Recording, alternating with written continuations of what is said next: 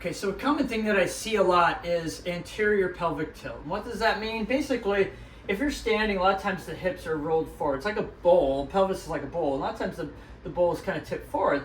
Usually that means that there's relative lengthening here and shortening here, and basically this tilts forward.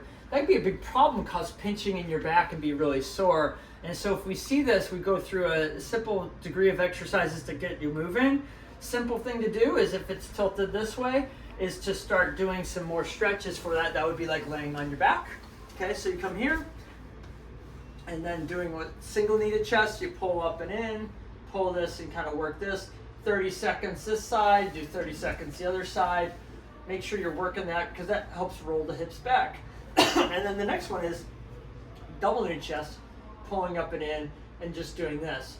So people with like stenosis or things that arthritis in their back, this one can work wonderfully well. Just coming here, you know, pulling this up and in.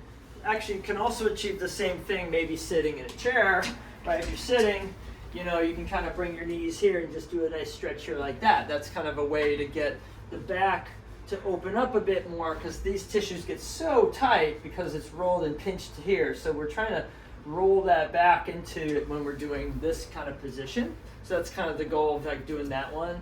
And then another one is basically, we see with pelvic tilt that creates this. A lot of times it's because the hip flexors are pulling that and it's really tight, because we sit a lot all day, so these muscles get tight. When we stand, it pulls the pelvis forward. So one simple thing to do, and there's degrees of doing this stretch, but just putting 1 foot forward, 1 foot back, and just doing like a mini lunge stretch, and basically making sure you tighten up your back glute. Don't just let your back fly open.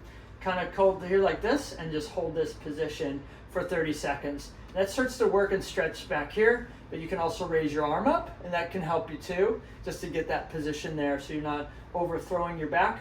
But also you can get a little lower. You can get into like a lunge stretch or warrior stretch, that kind of thing. Really the big thing though is that I see people like this doing the stretch, they'll really throw their back into it. So you're really trying to tighten out your butt muscle, hold this spot. That really helps you get a feeling of stretch in this area, so we're in better alignment.